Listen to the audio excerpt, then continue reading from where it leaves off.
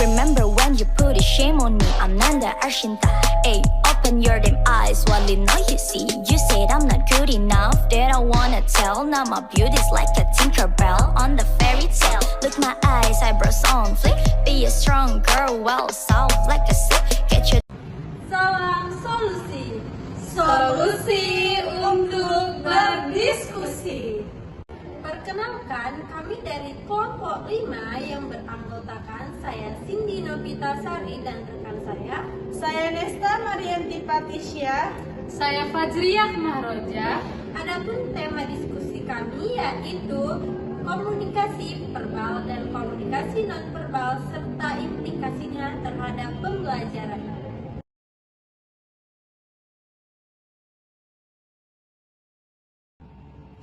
Baik, saya akan menjelaskan mengenai komunikasi verbal. Komunikasi verbal adalah komunikasi yang menggunakan kata-kata, baik secara lisan maupun tulisan. Komunikasi verbal biasanya digunakan oleh banyak manusia dalam hubungan antar manusia. Adapun tujuannya untuk mengetahui perasaan, pemikiran, perbedaan pendapat, informasi, gagasan, dan lain sebagainya.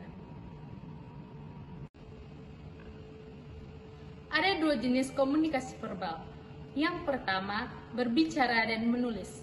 Berbicara adalah komunikasi verbal vokal, contohnya presentasi di dalam rapat. Sedangkan menulis adalah komunikasi verbal non-vokal, contohnya surat menyurat. Yang kedua adalah mendengarkan dan membaca. Mendengarkan adalah menerima getaran bunyi dan mengambil makna dari apa yang didengar. Sedangkan membaca adalah menerima informasi dari apa yang ditulis. Selanjutnya, karakteristik komunikasi verbal. Terdapat beberapa karakteristik. Yang pertama, jelas dan ringkas. Pengucapan yang jelas dan juga berbicara secara lambat akan membantu keberhasilan kata untuk lebih mudah dipahami. Yang kedua, perbendaharaan kata. Kata yang digunakan yang mudah dipahami akan membantu keberhasilan komunikasi. Yang ketiga, konotatif dan denotatif. Konotatif adalah perasaan, pemikiran, atau ide, sedangkan denotatif adalah pemberian pengertian terhadap kata yang digunakan. Selanjutnya, intonasi. Seorang komunikator akan lebih mengetahui pesan yang dikirimkannya melalui nada suara yang diberikan. Selanjutnya, kecepatan berbicara. Yang selanjutnya, humor. Yang terakhir adalah humor. Humor dapat meningkatkan dukungan emosi terhadap lawan bicara. Adapun dalam komunikasi verbal terdapat dua unsur penting.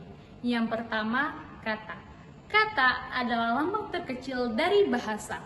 Kata ialah untuk mewakili sesuatu hal, baik itu orang, kejadian, maupun keadaan.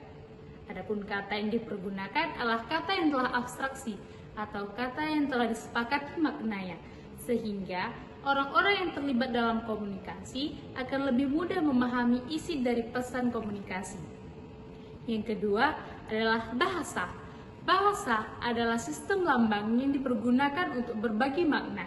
Dalam komunikasi verbal, lambang yang dipergunakan adalah lambang bahasa lisan dan juga bahasa tulisan, baik itu tulisan di atas kertas maupun elektronik.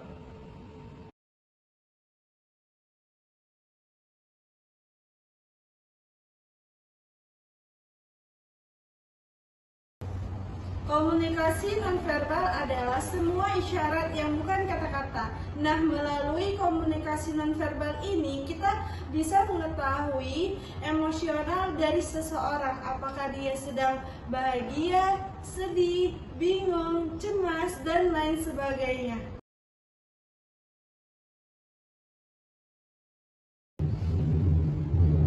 Jenis-jenis komunikasi nonverbal.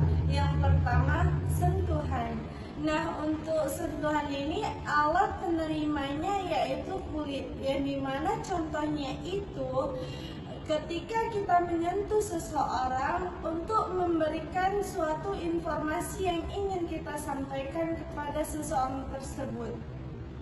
Jenis yang kedua yaitu komunikasi objek, yang dimana komunikasi objek ini yang lebih menonjol yaitu ketika penggunaan pakaian. Contohnya itu seperti kita melihat siswa dengan seragamnya, yang dimana yang terdapat simbol, nama, topi, dasi yang menunjukkan instansi sekolahnya, sehingga kita mengetahui identitas dari sekolahnya tersebut. Jenis yang keempat yaitu gerakan tubuh atau yang biasa disebut dengan kinestetik. Nah, dalam kinestetik ini memiliki beberapa jenis bentuk, diantaranya itu ada emblem, ilustrator, efek display, regulator, adaptor, prosemik, lingkungan, dan yang terakhir vokalik. Jenis yang ketiga yaitu kronemik. Kronemik merupakan komunikasi nonverbal yang menggunakan waktu, yang dimana contohnya itu mahasiswa dapat menghargai waktu. Yang pertama itu seperti mahasiswa datang ke kampus tepat waktu. Yang kedua, mahasiswa mengerjakan tugas tepat waktu, dan lain sebagainya. Jenis yang keempat yaitu gerakan tubuh atau yang biasa disebut dengan kinestetik. Nah, dalam kinestetik ini memiliki beberapa jenis bentuk, diantaranya itu ada emblem, ilustrator, efek display, regulator, adaptor, prosemik, lingkungan, dan yang terakhir vokalik.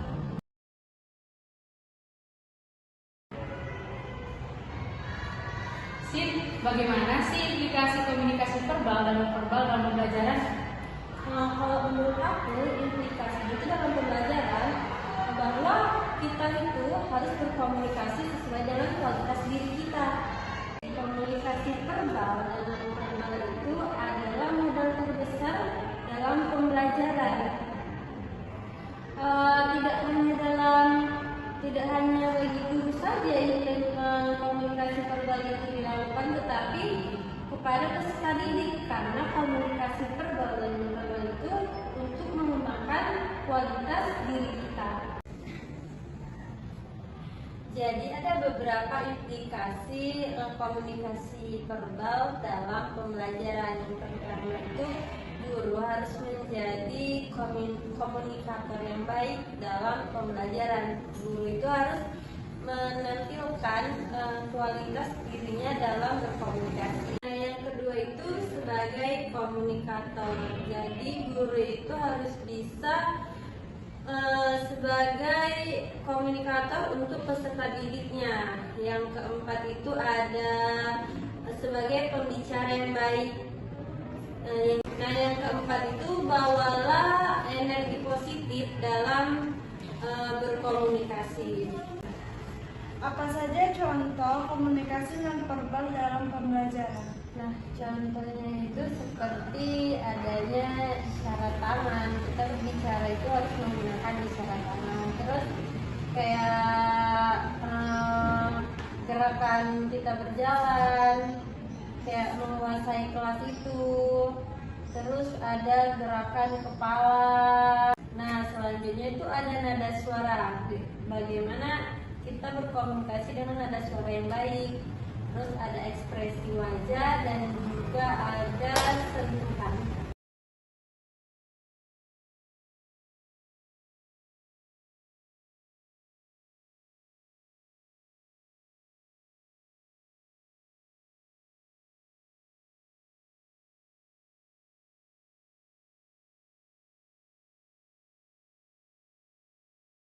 Salam solusi. Sampai berjumpa kembali. Wassalamualaikum.